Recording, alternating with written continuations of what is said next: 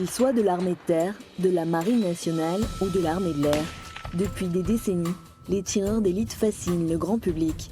Dépeints tantôt comme des héros solitaires à l'aura mystérieuse, tantôt comme des rois de la gâchette, ils véhiculent bien malgré eux des fantasmes loin de leur réalité.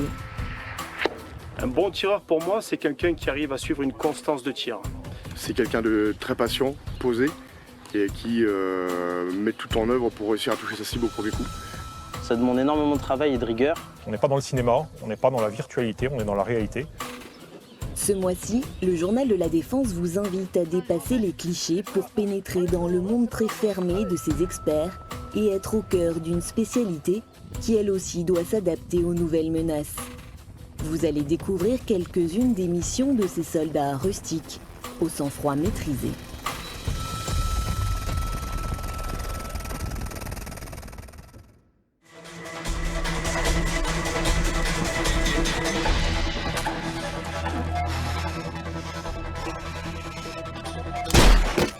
Le 7e art a largement participé à la création du mythe du tireur d'élite en le décrivant souvent comme un quasi-surhomme. Pour le réalisateur Stéphane Ribojad, auteur du film Force Spéciale, la fascination pour ce personnage romanesque s'explique pour plusieurs raisons. Je pense que le cinéma aime l'idée qu'un personnage puisse être un guerrier à part entière tout en étant un peu isolé, ce qui est assez jubilatoire au cinéma, parce que du coup ça permet de porter plus d'attention sur le personnage, sur son ressenti, sur ses émotions. Il y a plein de choses qui peuvent passer, parce qu'il n'est pas forcément dans un acte de guerre très sensationnel, donc on se repose surtout sur sa psychologie. Ça a une symbolique, c'est le guerrier froid, insensible, qui vise que entre les deux yeux et qui doit faire mouche, et puis qu'une fois qu'il a terminé, il n'a aucun état d'âme. Non, c'est pas vrai, non. Et puis il ne faut pas croire non plus que le tireur d'élite, c'est juste, il est bête et méchant et qu'on lui donne un ordre et qu'il tire. Non, surtout au sein de ces petites unités, ils ont déjà, on attend d'eux d'avoir beaucoup de discernement et de pouvoir éventuellement engager ou non engager en fonction des situations. On est dans l'exagération. Il faut qu'il y ait du sensationnel, il faut qu'il y ait de l'action, il faut que ça soit visuel. Ouais, ça marche au cinéma, ouais. Mais dans la réalité, c'est un peu différent. Allez, faut y aller, messieurs. Nous allons rapidement nous en rendre compte sur le plateau du Larzac dans l'Aveyron. C'est ici qu'une fois par an, les tireurs d'élite de l'armée de terre s'affrontent lors d'un challenge national. Ça te va ? Si, je fais 3 mesures. Ils ne concourent pas seuls, mais en équipe comme ils ont l'habitude de travailler en opération. Pendant près d'une semaine, ce sont donc 13 groupes composés d'un chef d'équipe, d'un tireur et d'un observateur qui vont se confronter de jour comme de nuit à travers 22 épreuves. Le panneau bleu, visuel. Des épreuves qui sont à la fois tactiques, techniques, physiques et qui ne sont pas uniquement centrées sur le tir. Sur cet atelier, chaque équipe doit repérer 5 objets cachés dans la végétation.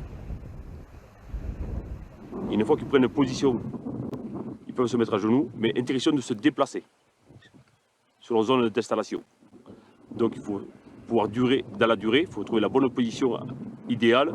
Parce que si on n'est pas à l'aise, ça va être compliqué de tenir au total 40 minutes. Là aussi, c'est une bonne analyse de leur environnement d'installation.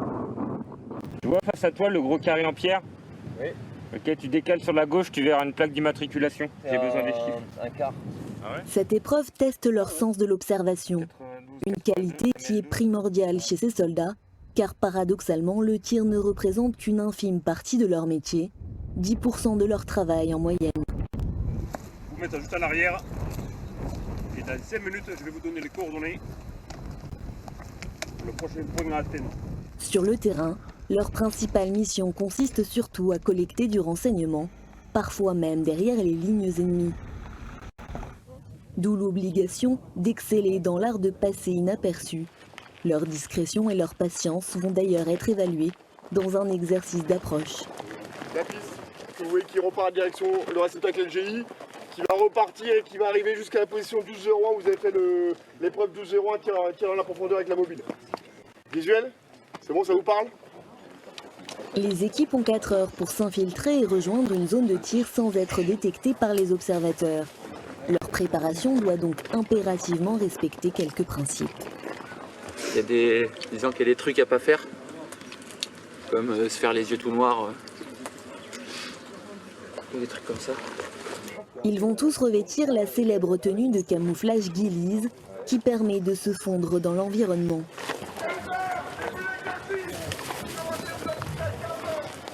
Le sergent Gaëtan a choisi une cape agrémentée de branches prélevées sur site comme tenue, plus légère et facile à supporter sous la chaleur. Cet ancien tireur d'élite à la tête de l'équipe du 152e régiment d'infanterie de Colmar en est à son 4e challenge. Il sait donc à quelle difficulté s'attendre. En fait, il suffit d'un objet sur nous qui fait reflet et on peut se faire voir à des kilomètres. Après, il suffit d'un faux mouvement, de plier une branche au mauvais moment. S'il n'y a pas de vent, ça peut signaler une présence. Il y a tellement de choses qui peuvent nous déceler. C'est pour ça qu'il faut aller doucement et faut être calme. Commence alors un jeu du chat et de la souris, impitoyable physiquement et nerveusement. Chacun d'eux va devoir ramper et maintenir des positions de gainage parfois douloureuses. Au cours de cette lutte silencieuse qui en opération peut durer jusqu'à 36 heures, c'est leur ténacité et leur abnégation qui sont éprouvées.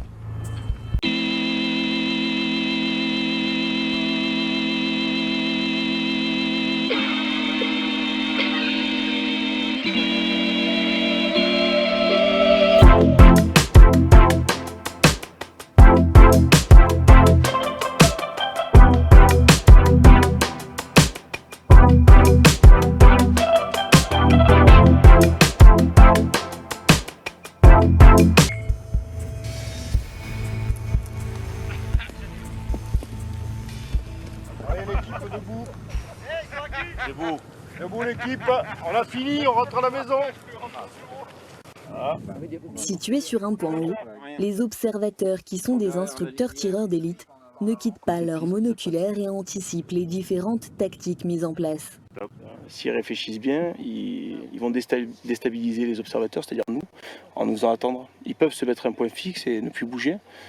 Et à ce moment-là, nous aussi, on peut perdre patience et c'est à ce moment-là qu'eux vont profiter pour avancer. L'adjudant Anthony a déjà repéré 2 équipes et semble en avoir détecté une 3e.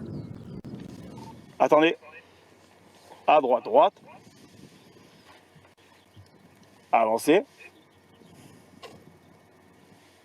Et vous passez dessus. Menteur. Reprise. T'as vu où je l'ai emmené? Mettez-vous tous dessus, ils sont là. Raté pour cette fois, mais la traque continue. Il est juste derrière ce buisson. C'est sa tête qui l'a trahi. 3 pas à gauche.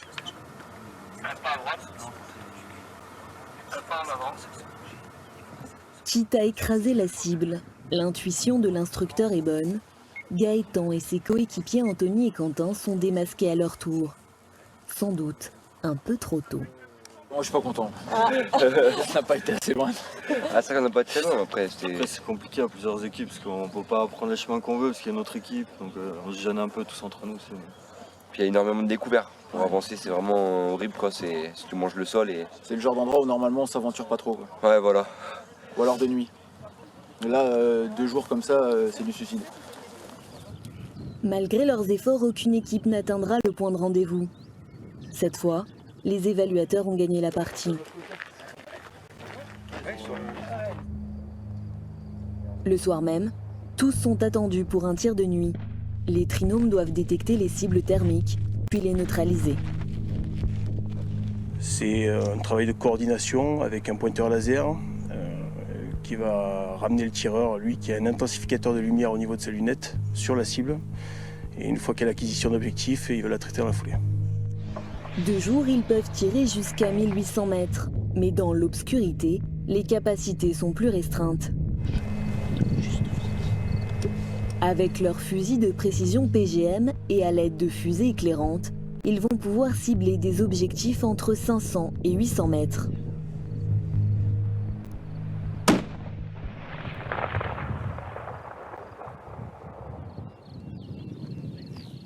La nuit a été courte, le répit aussi. Le lendemain matin, ils sont attendus pour un tir de bonification. Toutes les munitions qui n'ont pas été utilisées lors des ateliers vont pouvoir être récupérées et leur apporter des points supplémentaires. Merci, allez. Pour pouvoir faire un bon tir, ils vont devoir prendre les éléments suivants, entre autres, pour faire simple, la distance de l'objectif, qui elle est connue, puisqu'en plus on leur donne, mais ils ont aussi les moyens pour la télémétrer, et tous les paramètres environnement qui sont liés à la météorologie et bien évidemment à la munition. Dans les 5 premiers mètres depuis le bord, tu as une motte d'herbe en plein milieu du gravier. Ouais, vu la botte, ouais. On confirme là-dessus d'abord. Ok. Terminé, début du tir. On va mettre du bas. Ils ont 10 minutes pour effectuer leur tir à 400 mètres. 10 minutes de concentration où tout se joue à 1 millimètre, à un souffle. À chaque coup parti, une onde de choc percute la poitrine du tireur, mais se ressent bien au-delà par tous ceux qui sont à proximité. Derrière son fusil PGM de plus d'1,30 m, Anthony essaie d'emmagasiner les points sous le regard attentif des évaluateurs. Pour le jeune première classe sorti du stage tireur d'élite longue distance il y a seulement quelques mois, la compétition est l'occasion de se mesurer au meilleur. Ah, ok, 12-7. 4, c'est ça. Allez, on part du 10. 1, 2, 3, 30. Ok. Oui. Ici. 1, 2, 3, 4. Oui. C'est un très bon résultat. Au vu, combien il y avait de cartouches de 12-7 vous aviez en tout? 19. Elles y sont dedans. Voilà. Si à terre la prise en compte de l'environnement et de la météo est capitale, la règle n'est pas forcément la même en l'air. Sur la base aérienne 123 d'Orléans-Brissy, nous avons rendez-vous avec un tireur d'élite embarqué, spécialiste de l'appui-feu air-sol. Vous vous doutez bien que quand on est à la porte d'un hélicoptère, on n'a pas le temps de prendre la pression atmosphérique et la température et le vent, parce qu'il y a le vent relatif, donc on tire beaucoup moins loin, mais on ne se camoufle pas puisqu'on est à bord d'un hélicoptère, bien évidemment. En revanche, on applique aussi des tactiques que je ne détaillerai pas ici, en relation avec les pilotes. Pour ce type de tir vers le sol, ils utilisent un fusil HK417. Alors bien sûr, quand on l'utilise en vol, il est doté d'un récupérateur d'étui, puisque toutes les armes qui tirent en vol à bord d'une machine sont équipées d'un récupérateur d'étui pour éviter justement que les étuis ne passent dans la cabine ou dans les commandes. Avec ce type d'arme, doté d'une lunette bien évidemment, on peut tirer jusqu'à 600 mètres pendant cette configuration. En vol, on tire jusqu'à 250-300 mètres. Cette technique permet de délivrer des tirs précis en limitant au maximum les risques de dommages collatéraux et a déjà été utilisée en opération. Interception de véhicules sur axe, ça s'est produit donc lors d'une opération en Afrique. Une équipe de TEVAFAS a intercepté un véhicule. Sur ordre du commandant de bord, ils ont effectué un tir de semonce, donc en anglais un warning shot. Ce tir de semonce a suffi pour dissuader les hommes à bord du véhicule, donc ils se sont arrêtés, ils se sont enfuis, et ça a permis, sans causer de dégâts collatéraux, sans détruire le véhicule, d'intercepter un véhicule qui de mémoire était chargé d'armes et de produits stupéfiants. Mais cela demande bien sûr une solide expérience. D'abord, il faut avoir une certaine aisance en vol, puisque voler, ce n'est pas quelque chose de naturel. Parler à la radio quand on est en vol, on sait tous parler à la radio, mais parler à la radio quand on est en vol. Savoir ne pas parler à la radio quand le pilote parle à la radio, donc on fait partie de l'équipage. On est avec nos camarades pilotes, donc qui ont leurs contraintes à eux. D'accord ? On allie deux activités à risque, je mets les guillemets à risque, c'est-à-dire le vol, qui n'est pas naturel pour un être humain, et le tir. Si les tireurs d'élite de l'armée de l'air sont capables de neutraliser des objectifs au sol, ils ont aussi la capacité de le faire en l'air. Certains d'entre eux participent à la protection de l'espace aérien français, dans le cadre de la mission de posture permanente de sûreté aérienne. Tout comportement anormal d'un aéronef peut donner lieu à une intervention des moyens de l'armée de l'air, et notamment de ses hélicoptères. Lorsqu'ils sont déclenchés, le tireur d'élite et son chef d'équipe mènent la plupart du temps des missions d'assistance, Ils se servent d'abord d'une pancarte pour communiquer avec les aéronefs en difficulté. Mais ils sont capables d'aller au-delà sur ordre en cas de risque avéré. C'est ce que nous expliquent les membres de l'escadron de protection de la base aérienne 107 de Villacoublay. On peut monter en puissance, c'est-à-dire on peut utiliser une arme avec des tirs de semence, donc c'est de la FLIR, des cartouches éclairantes, qui va permettre vraiment à l'aéronef en question de ne pas pouvoir nier qu'il nous a vus. C'est-à-dire qu'une fois que les cartouches sont parties, ça fait un grand trait lumineux, il est obligé de nous avoir vus. Ensuite, si l'individu est vraiment malveillant, qui refuse d'obtempérer, on va pouvoir utiliser la force létale. Mais dans toute l'histoire de l'armée de l'air, aucun tireur d'élite n'a jamais eu à ouvrir le feu. Le fait de voir un hélicoptère militaire avec des tireurs qui ouvrent la porte, rien que pour mettre un message d'avertissement, c'est suffisant pour dissuader la totalité des aéronefs, même s'ils étaient malveillants. En 2018, 61 décollages d'hélicoptères sur alerte ont eu lieu dans le cadre de la sûreté aérienne. Être toujours prêt à intervenir est donc un impératif. On s'entraîne énormément dans le but d'être le plus professionnel possible le jour où on devait avoir besoin de nous et intervenir dans le cas réel. On a 2 campagnes de tir air en Corse, 2 fois par an, où on s'entraîne sur des cibles qui sont tractées depuis un hélicoptère, où il y a une espèce de sonde qui nous donne nos résultats en temps réel. Donc on a des chargeurs à 20, et sur une passe, on part ça peut aller de 500 jusqu'à 0 mètres. En général, on tire à partir de 200 ou 300, jusqu'à le plus proche, jusqu'à ce qu'on vide notre chargeur en se rapprochant. Et une fois encore, la symbiose de l'équipage est essentielle au bon déroulement de l'intervention. On a énormément de cohésion, on se connaît, on vit ensemble au travail, on se voit aussi à l'extérieur, on partage énormément de moments, on est vraiment proches et on a créé des liens qui permettent à chaque tireur que j'ai, je sais que je vais mettre une position différente pour le venir à la porte parce qu'il aura ses habitudes, qu'il sera plus performant sur certaines positions ou dans certains cas de configuration. De retour sur le plateau du Larzac, le challenge des tireurs d'élite touche à sa fin avec la très redoutée marche commando. Balayer du sac, hop, 26-200. 8 km chronométrés, lestés de 25 à 35 kg. Chaque équipe devant totaliser un minimum de 75 kg de matériel pour valider son épreuve. 800, on est bon aussi. En arrivant en haut, la ligne d'arrivée, quand vous faites que vous franchissez à 3. Pour Gaëtan, Quentin et Anthony, c'est la dernière ligne droite. On a dû dormir 4-5 heures. Ah, c'est de l'autre côté? Ah, pardon. Cette course, tous vont la terminer au mental. Avaler les kilomètres et les dénivelés sans réfléchir, mais en restant.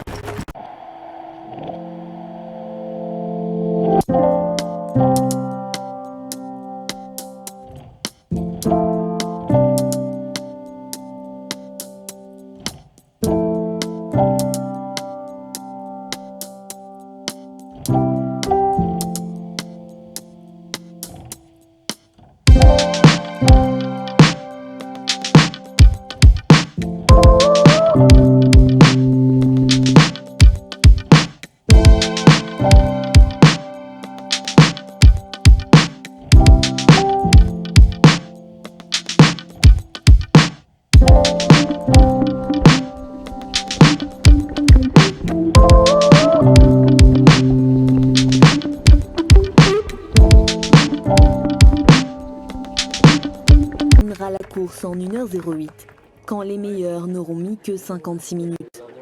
Allez, c'est bien les gars, allez. Merci, on est premiers. Les sacs sont repesés afin de vérifier qu'aucune équipe n'ait eu envie de se délester en cours de route. Soit des premiers du début, soit des premiers de la fin, faut choisir. Vous l'avez fait, c'est le principal. De toute façon, dans les histoires, on se souvient du début et de la fin. Voilà. Même s'ils le pensent, ils ne le sont pas. Le principal, c'est de le finir. L'année dernière, il y avait 36 kilos, c'est pas mal.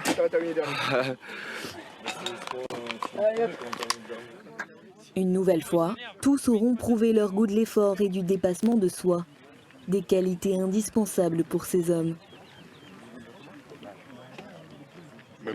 Une fois douchés, les participants vont pouvoir échanger avec des industriels et tester le matériel qui pourrait les équiper demain.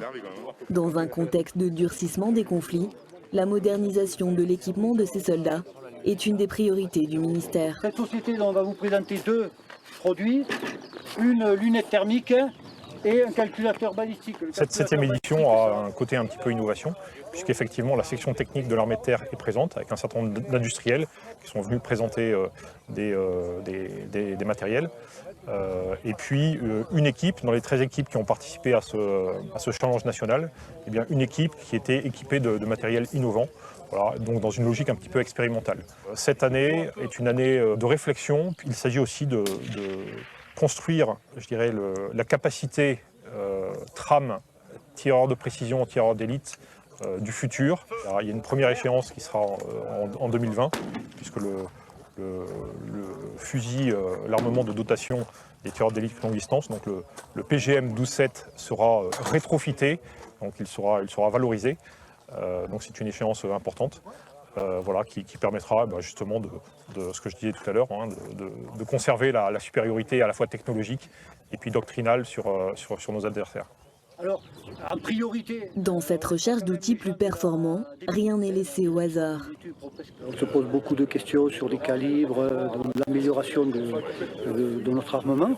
Donc on fait venir certains industriels, ils nous présentent leur matériel, ils présentent également le matériel aux forces, puisque c'est quand même les forces, c'est nos opérationnels qui vont l'utiliser.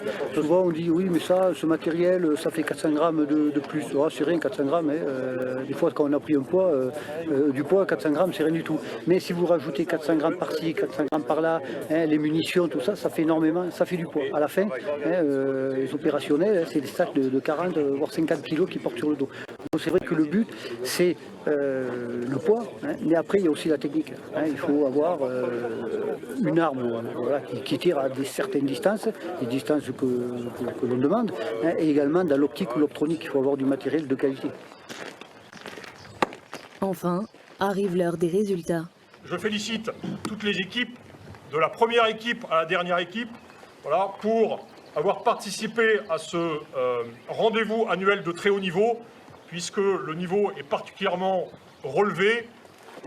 Les légionnaires du 2e RAP accèdent à la première marche du podium, tandis que les Diables Rouges de Colmar finissent au milieu du tableau, à la 7e place. Moi je m'attendais parce que j'ai vu les lacunes qu'on avait, maintenant ça va travailler. Il fera mieux l'année prochaine. Peut-être qu'une année je reviendrai pour reprendre ma revanche. Les faire progresser collectivement était un des objectifs du challenge. Mission réussie, chacun d'eux va repartir avec des conseils pour être le plus performant possible. Aujourd'hui, une règle demeure. La différence sans doute entre un métier fantasmé et la réalité du terrain, que ce soit sur terre, dans les airs ou sur l'eau, en France ou sur les théâtres d'opération, dans l'armée conventionnelle ou chez les forces spéciales, pour ces experts, le tir est toujours le dernier recours.